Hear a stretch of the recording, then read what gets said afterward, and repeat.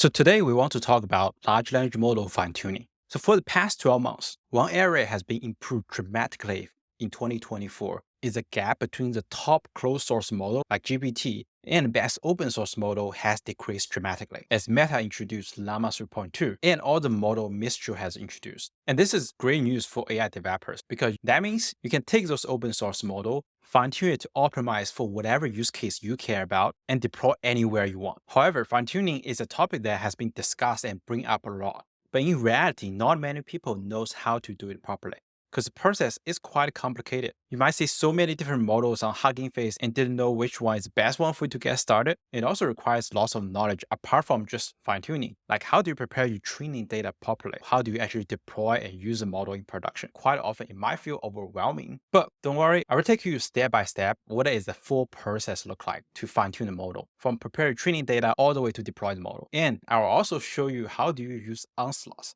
which is open source package that allow you to fine-tune the model 2 times faster with 70% less memory required, which means you can actually fine-tune it on a consumer-grade GPU. So without further ado, let's get started.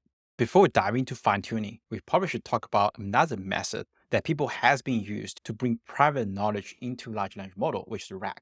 And many of you probably didn't fine-tune any model before, but you almost definitely have tried to build RAG before because it is the easiest way to bring new knowledge to large language model.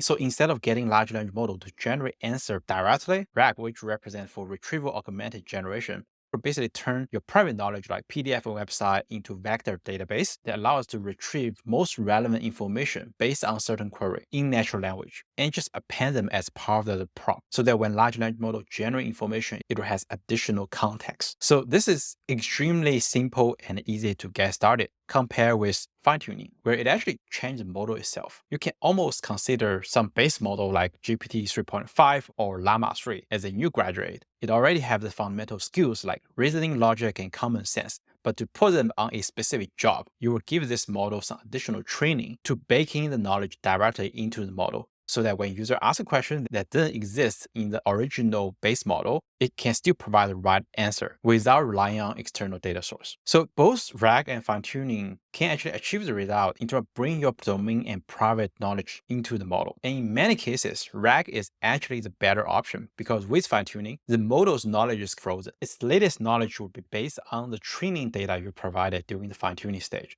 But if any of those data has updates, it won't be able to handle properly. Where with RAG, it's much easier for you to update knowledge base and even bring real-time data into the pipeline. And that's why in most cases, RAG is actually the default option you should go for. However, apart from domain and private knowledge, there are use cases that RAG is often not enough. For example, the default multimodal model like GPT-4o, even though it can read image, it can't really handle specialized tasks like reading and analyze medical images. And even though you can use RAG to retrieve a few examples and put into the prompt as few short examples, to get a really good quality result, you almost want to bake in those instincts into the model. Similar, if you're building in a legal space where you want the model to follow specific process, instead of prompting the model, it will probably be much better if you train the model to be specialized in those tasks, as there are just so many different cases available. And even for simple and basic use case where you are building an AI companion or try to mimic the way certain celebrities speak, like being sarcastic or a bit rude, where the default model simply won't have, and you can prompt it to maybe 80%. But to get a really high fidelity in terms of mimicking the way someone speak, you actually want to fine-tune it. So fine-tuning is a really good method to train the model in its very specialized task and behavior. Apart from that, fine-tuning is also a great way to reduce your large language model cost dramatically. Many of you has worried that using model like GPT-4o for your production app is too expensive. However, you can totally accumulate certain usage and then you can use those data to fine-tune a smaller and faster model to dramatically decrease the cost. So in general, there are different use cases where RAG and fine-tuning is good at, and you can choose the right method based on your use case. As a rule of thumb, if your use case is just bring private knowledge like website, PDF into large language model, RAG is probably a much better place to get started. But if you found base model struggling to complete specialized tasks in your domain, or you need to play with also different weird prompting tactics to get it work, then fine-tuning is a great option for you to try out. The process of fine-tuning and deploying your own large language model looks something like this. You first need to prepare the training data that you can use to fine-tune the large language model. And after that, you will choose the right base model to use, as well as the right fine-tuning techniques to actually fine-tune the model. But most of the time, fine-tuning is not a straightforward process, and you normally don't get it right at first go. You will need to evaluate the model that you fine-tuned and then try to iterate a few times. You will want to set up a proper evaluation metrics against the model that you just fine-tuned and iterate towards a state that you are happy with. And in the end, you need to deploy on the right platform, right hardware, and right inference methods. First and most important step is actually prepare the training data. The ability and performance of fine-tuned model is very much depend on what type of data that you are giving to it. And based on use case, there are kind of three ways you can try to prepare the training data. One is that you can get existing data, either from your own app that you has been running for a while, or you can also go and find public data set that other people has curated. There are platforms like Kaggle, as well as Hugging Face dataset, where there are already a bunch of public high-quality dataset that people and company has been maintaining. And very likely you will be able to find something for your use case. For example, if I'm building a customer support agent, and I want a model to quickly classify the sentiment and priority of the ticket, then I can just come and search for like customer support. And there are existing ones like customer complaint sentiment and priority dataset that exist already. And same thing on Hugging Face. There are existing dataset that has a pair of medical image and the right caption and diagnose of the problem. So that you can take this dataset to fine-tune a specialized model that can read and identify problems from medical images. But of course, you can also manually curate dataset. Because many times you probably have your PDF documents, websites, or even videos, meeting recordings that contain huge amount of company data that you want to train the model on. That's why I want to introduce you to Assembly AI.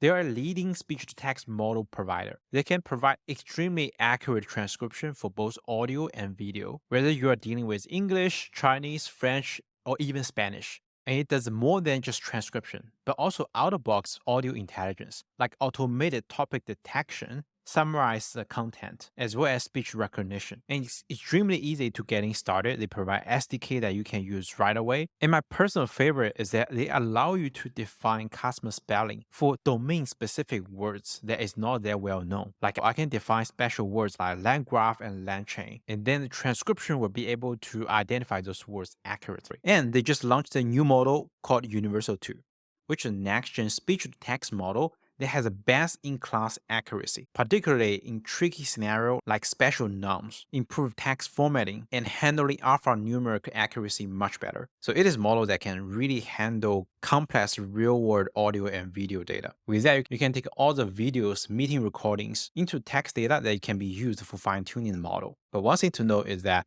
to fine-tuning, normally the dataset need to follow a specific structure where it has a system message, the user query, as well as AI's response. What does this mean is that if you have a PDF file or website of your private data, you actually need to convert them into this specific structure. For example, if the one knowledge is your office opening hour is 9 a.m. to 5 p.m., you need to turn this into a specific kind of Q&A structure where user asks what's your office opening hour and assistant says it is 9 a.m. to 5 p.m. And similarly, if you are trying to fine-tune O1 type of chain of thought model where it can do very complex math calculation, it will also follow a very similar structure. User will give an input like what is answer to this math formula, and assistant will generate a response which will sync step by step with high quality analysis. So quite often we'll use large language model or code to transform your existing data into a format that we can use to train the large language model, which I will showcase an example very quickly. But on the other side, one thing start becoming more and more popular is this term called synthetic data. This basically means that we can use large language model to actually generate more training data that can be used to fine-tuning specific model. Commonly, the process is that we will use a very large but smart model to generate data that we can use to fine-tune smaller model.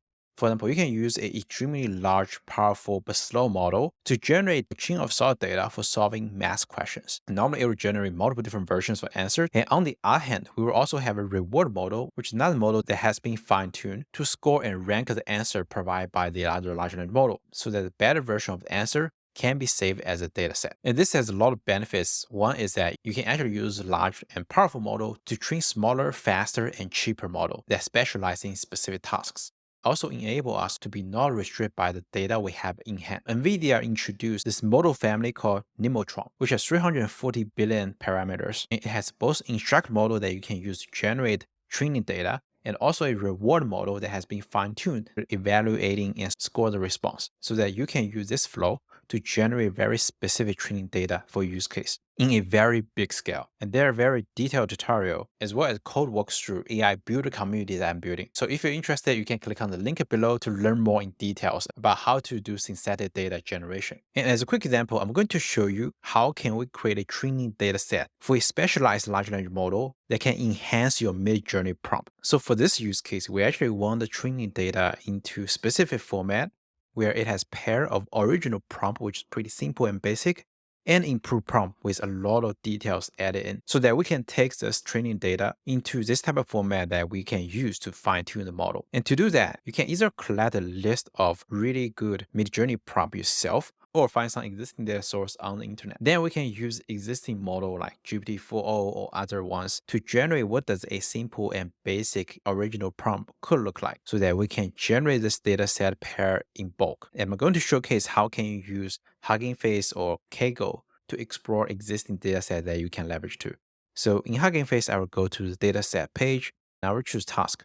There should be a text to image task already, and I can search for Midjourney to see if there are any existing ones. So you can see that there are a few existing ones already, and this one called Midjourney prompt high quality, which I assume is kind of filter out prompt that generate higher quality image. And if I go inside in this table, you can see that they actually do contain a pretty detailed prompt for each image. To do that data generation pipeline, it's actually very straightforward. We'll install the OpenAI and datasets. Datasets is a package that allow you to download dataset directly from Hugging Face. Then we'll set up OpenAI API key, so we're going to use GPT-4o model to generate this data set. So here we're going to actually download this data set with that specific data set name that you can copy paste from Hugging Face. And split train is referencing we're getting this training data set. And I'm going to just take the first 1000, which I think should be enough for this fine tuning. Then I'll try to extract the actual enhanced prompt data from this data set because it does still have some other stuff that I don't really care. I just want to extract the stuff that is wrapped inside this star signs. And this function does that. Then for each enhanced prompt, I will go through this GPT-4o model to actually generate that data, where I give an example of enhanced prompt and a simplified prompt. And in the end, I'm going to save this training data so I can download and use later. So that's pretty much it. I can run this. It probably take roughly 15 minutes if I'm using the GPT-4o mini model. And if you're using the 4o model, it probably take longer. Okay, so this one take 8 minutes in total. And then we can save this data into this training file that we can download, which should have around 1000 examples. And then we can use this data later, turn them into a format that we can use to fine-tune the model. So after getting initial training data ready, next is we can start fine-tuning. And there are a few different options that you can use. You can use those closed source model platform, like both OpenAI and Anthropic provide platforms where you can just upload training data in the right format, and they will do all the fine-tuning for you, as well as the deployment. And OpenAI support all the GPT-4o model as well as 3.5 Turbo, where with Anthropic you can fine-tune Haiku model. But one of the core considerations for this closed source model is that you actually don't own the model. They just provide your API for you to do the inference. So you kind of just log into that platform. You can't really download the model and host somewhere else. And because of that, one of the key considerations would be the price for inference. Because once you fine-tune your model on this closed source platform, you will have to use their API for inference. So you have less control to optimize the cost here. The other option is that instead of using those closed source model, you can try to fine-tune open source model. But the problem with fine-tuning this open source model is that you will need to build the fine-tuning pipeline yourself. And after you fine-tune it, you also need to do the deployment yourself, which is not easy to do and require a huge amount of engineer work if your user base start growing a lot. That's why there are also platforms kind of sitting in the middle that allow you to fine-tune open source model and can help you deploy the model on their platform directly for the inference, like Together AI or Fireworks AI. For those platforms, typically they will handle the pipeline, can do deployment, but also they allow you to download fine-tune model so that you are not really locked in. So if you just get started and you don't want to use those closed source model, those type of platforms are actually pretty good choice. But if you really want to have 100% full control, you can just train and deploy your own. And there are platforms like RunPod or Model that make a deployment actually a little bit easier. And in our case, I'm actually going to showcase you how to do the train and deploy your own methods so that you can know the full process end to end. And then it became easier for you to go closed source platform or open source platform. And one question you might have is, how do you choose the most suitable base model to fine tune? You kind of also need to consider two things. One is the cost and speed for the inference. So at default, you might think, why not just always use the largest model since they are the most powerful one? Well, the largest model normally means it will be much more expensive for you to run later. And on the other side, it is also slower. So if you are building some kind of real-time chatbot use case, they probably not the best one to go. And the smaller model is actually getting better. So as a rule of thumb, I normally would choose a smaller model to start with, like 3B or 8B. And based on that fine-tuned model's results, I can decide whether I want to go to bigger model to get a more accurate answer, or I can go even smaller model to make the experience faster. And apart from the cost and speed for inference, another thing to consider would be the use case. So general purpose model like Llama or Mistral, those are kind of general purpose model that is good at many different things. If your task is more specialized, let's say you want to build a data analysis agent where it can turn users' query into a SQL that you can run to get data from database, you can actually just search for text to SQL. There are a bunch of specialized models just for that task. And you probably get a more cost-effective solution just fine-tuning those very specific model. And same for coding, math, and many other tasks that you can find. So at the beginning, you just want to figure out what's the most suitable model for your use case. But apart from base model to use, the other thing to consider is the fine-tuning method. And there are kind of two popular ways you can use to do fine-tuning. One is called full fine-tuning, another is called LoRa. And if you haven't heard about LoRa before and don't know what it is, the difference between full fine-tuning and LoRa is almost like if you consider large language model as a book. Full fine-tuning basically means you are rewriting the whole book, which takes a lot more efforts and time. Versus with LoRa, you actually don't rewrite the whole book. You kind of just add post notes on the book so that when people reading the book, they can get additional information. And LoRa fine-tuning has become more popular. Cost of fine-tuning and time span is multiple magnitude lower. It might take you a way to do the full fine-tuning, but with LoRa, it can compress to just a couple hours on a consumer-grade GPU. But because we are not changing the weights of base model, most time you will use LoRa for fine-tuning and aligning some very specific behavior. And to just get into technical part a little bit more, 3 Blue 1 Brown made this amazing video explaining how this large language model weights actually works behind the scenes. So at high level, large language model, you can think about a black box where it will be able to predict what's the next word based on the sentence it was given. So it's basically a calculation machine that is able to calculate the probability of the next words. And when you look inside large language model, the way it is predicting next word is you can almost consider there billions of different parameters, or what we call weights, inside this large language model. And each individual parameters, you can consider them as a DAO that is doing its own calculation. And the accumulated result of those billions of parameters calculation leads to the prediction of the next words. So for each parameter, the original base model is calculated like x equal to weight multiplied by y. With full fine-tuning, we basically have new weights for each parameters to do this calculation. But with LoRa, we actually don't change the weights of the base model. Instead, we will try to add some factors that impact the calculation result, but the base model weights is not really changed. That's why if you're looking at LoRa, normally you just have file that is much smaller, but will be used together with the base model. But in general, cost of time, resource, and amount of training data needed is so much lower. Normally you can start from just LoRa fine-tuning, see the results, and decide if you need to actually go for fine-tuning. Today, I will take you through an example of using LoRa because there's one package that became increasingly popular called unsloth. So unsloth, put simply, is an open source package that helps making training AI model faster, cheaper, and easier, even if you don't have the most powerful GPU. So with unsloth, you can actually fine-tuning model up to 2 times faster with less than 70% memory usage on a consumer-grade GPU. So I'm going to take you through the example of how can we take the training data that we just generated from those awesome midjourmey prompt into a model that can actually help enhance the midjourmey prompt that users get. And this whole training process can be running on T4 GPU, which is free provided by Google Cloud. And you can get results in just roughly 15 to 20 minutes. So let's get it. I'm going to do the whole fine-tuning process on Google Cloud with the free GPU they are providing with T4. But firstly, we need to install unsloth package. Here's a list of all the possible models that you can use to do the unsloth fine-tuning. In this case, we are choosing the Llama 3.23B model. And here's one option called load in 4-bit. Or in other places, you might see things like 8-bit. And those is the concept of quantization.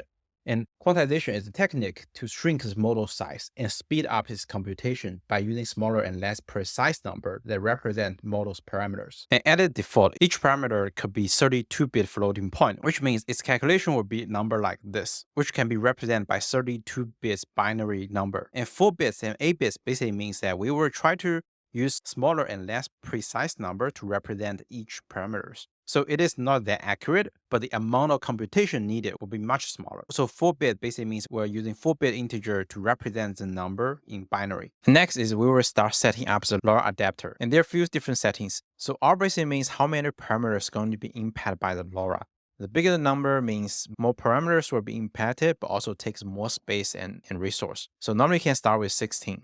And target module basically means that if you think of base large language model as a robot, it already trained to do things like walking, running. But if you want to teach it how to dance, you actually just need to focus on training the lag module. And target module is exactly the same. Each module here kind of represents a specific part that you want to fine-tune and improve. But if you're not sure, you can always start with everything here. And LoRa alpha, bigger this number means more impact this LoRa fine-tuned behavior will be on the model. And often you need to find a balance here. If you set this number too big, then you might have the problem of overfitting, which means model can only do the task that is within the training data set. And everything outside the training data set, it will suck. And same thing, if you set this number too low, the model might not have enough significant behavior change after the fine-tuning. And if you're not sure, you can always start with 16. So those are core settings that you will need to set up a LoRa fine-tuning adapters. The next thing we want to do is actually we want to prepare the data. So from previous notebook, all our training data looks like a pair of simple prompt and enhanced prompt.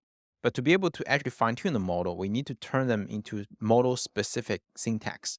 So for Llama, they have very specific syntax look like this. We will have a user tag, the actual message from user, AI assistant message. So for us to be able to fine-tune Llama model, we actually need to turn the training data into this specific format. And to prepare the data, we're actually going to use a feature provided by Unsloth called standardized shared GPT. And this is a feature we can just have the training data set in this unified format with from and value, and it will be automatically turned into the right format for different model. So in my specific case, I will drag and drop this training data JSON that we created earlier, load it and put them into this unified format. Then I will load the chat template and run the standardized ChatGPT function to get the right format for different model. And now we can see if I run dataset conversation, the result it gave me will be in similar format to OpenAI's fine-tuning dataset. But if I do text, then it will return me the specific format where Llama 3.1 would need. And that's pretty much it. Now we can start fine-tuning since we have the data. Before we start fine-tuning, let's just quickly run the default model, see what kind of result you will get. And you can see that this is default result and it's not very good. It just looks like a more expanded paragraph, but it didn't really have all the nuance of how you're gonna write a midjourney prompt. This is where we're gonna start the fine-tuning process. So we will use this FFT trainer, which is a package provided by Hugging Face. They already have the fine-tuning pipeline set up. Then we'll also use Unsloth's train on completion method to only train on assistant outputs and ignore the loss of the user inputs. It will basically try to remove the inputs from the training data sets and only focus on the output. And that's pretty much it. We can just click on this button and start the training process. You can see that this whole training process finished within just 2.5 minutes. And now let's give it a try. I'm going to give the same prompt and we will see what's the result I get.